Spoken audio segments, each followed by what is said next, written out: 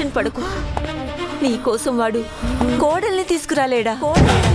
పెళ్లి చేసుకునే పనికి మనలోడు ఎవర్రా?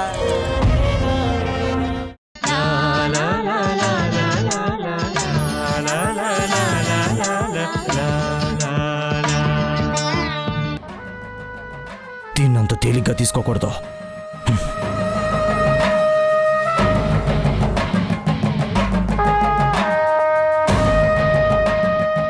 ఏంటన్నయ్యా, దుర్గమ్మ చచ్చిపోయిందని ఇంట్లో తెలిసిపోయిందా?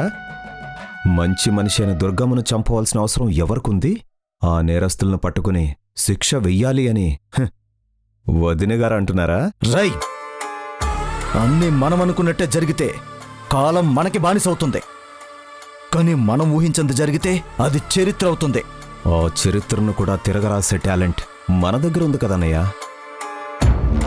ఈరోజు దుర్గమ్మ ప్రాణం గాల్లో కలిసిపోయింది. తన గొంతులో ఉన్న నిజం కూడా మట్టిలో కలిసిపోయింది. ఇక ఎప్పటికీ ఎవ్వరికీ ఏమీ తెలియదు.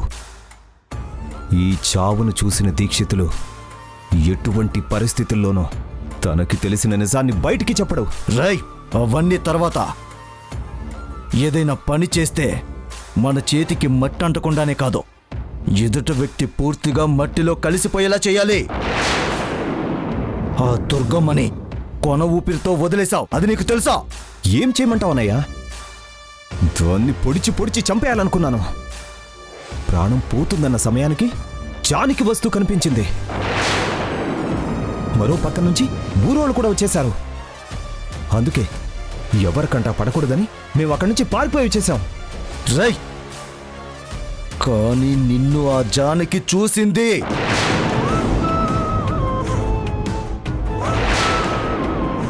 ఆ దుర్గమ్మ కూడా జానకి ఏదో చెప్పిందని అందరూ అనుకుంటున్నారు. మనం అనుకుంటున్నట్టుగా హత్యా ప్రయత్నం జానకి మీదే పూర్తిగా పడ్డట్టు కాదు. మరిప్పుడు ఏం చేయాలన్నయ్యా?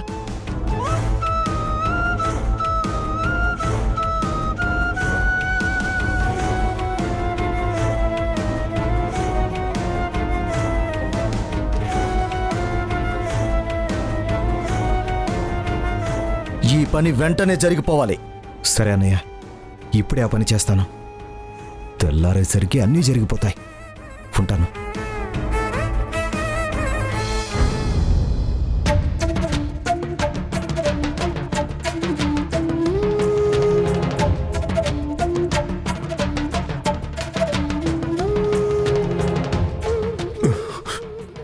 అమ్మా జానకి, ఇంటి ముందు కాపలాగా ఉన్న వాళ్లలో ఒకడు టీ తాగడానికి వెళ్ళినట్టున్నాడు. నువ్వు వెనక వైపు నుంచి వెళ్ళిపోమ్మా. ఎక్కడైనా నువ్వు జాగ్రత్తగా ఉండమ్మా. ఇక్కడ పరిస్థితులన్నీ సద్దుమణిగాక మళ్ళీ నేను నిన్నిక్కడికి తీసుకొస్తాను. పారిపోమని చెప్తున్నావా నాన్న? చెయ్యని నేరానికి నువ్వు శిక్ష అనుభవించకూడదని చెప్తున్నానమ్మా. నేను తప్పు చేయలేదని నీకు తెలుసు. నేను ఆ హత్య చేసుండనని వాళ్ళకి తెలుసు. అయినా సరే నా మీద నింద పడింది. ధర్మపీఠం దగ్గరే నా నిర్దోషత్వాన్ని నిరూపించుకుంటాను. కానీ ఇక్కడి నుంచి మాత్రం నేను వెళ్ళను. అయ్యో తల్లి, నీకు ఏది అర్థం కావట్లేదు. ఎంతసేపు నీ గురించి నువ్వు ఆలోచించుకుంటున్నావా కానీ ఈ తండ్రి పాత్ర నువ్వు పట్టించుకోవా? మీరు దేనికో భయపడుతున్నారు. నాకేదో జరుగుతుందని కంగారు పడుతున్నారు. కానీ నేను అసలు ఇదంతా ఎందుకు జరిగింది అని ఆలోచిస్తున్నాను.